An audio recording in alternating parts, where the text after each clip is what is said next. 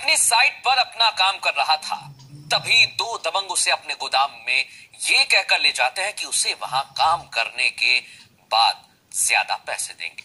वो बेखौफ होकर उनके साथ चल पड़ता है। उसे खुशी इस बात की थी कि कई दिनों बाद कोई बड़ा काम मिलेगा, लेकिन वहां उसके साथ जो हुआ उसे सुनकर, देखकर आप कांप उठेंगे।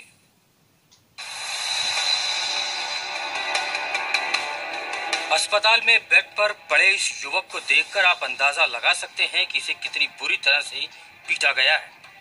अमानवीयता की सारी हदें पार करते हुए इतना पीटा है कि चेहरा काला पड़ गया है। पूरा चेहरा सूजा हुआ है। चेहरे के अलावा पैर, हाथ, पीठ यानी शरीर का कोई भाग बचा नहीं जहां बेदर्दों ने क्रूरता से पीटा ना हो। इस पीड़ित युवक का नाम है नरेंद्र कुशवाहा। ये आरटीओ कार्यालय के पास कि आखिर नरेंद्र कुशवाहा ने ऐसा क्या किया जिसके बाद इसे पीट कर अधमरा कर दिया गया। वो हमारे पापा की आरडी ऑफिस के पास जगह डली है, तो बोलते हैं हमारे नाम करवा वो जमीन।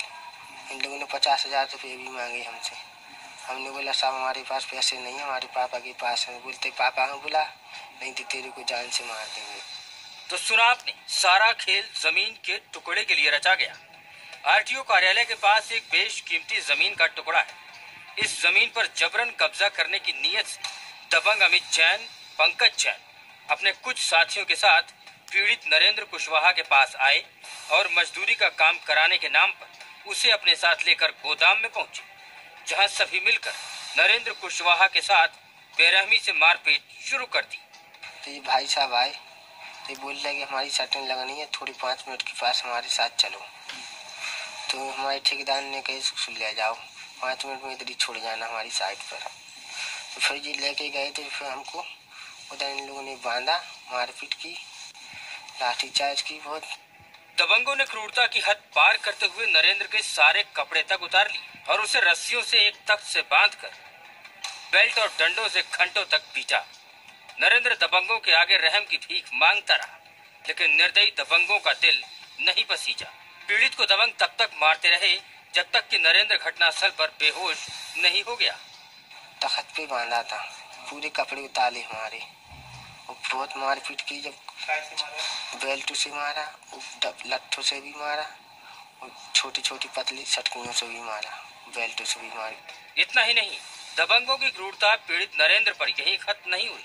दबंगों ने अधमरे नरेंद्र पर चोरी का झूठा इल्जाम लगाकर उसे जेल में बंद करवा दिया गया है और उसके पास से एक चोरी का सामान बरामद किया गया है जो उसके शॉप से चोरी किया गया है। इसमें जो वादी हैं वो शॉप ओनर हैं, उनकी तरफ से एफआईआर लिखी गई है।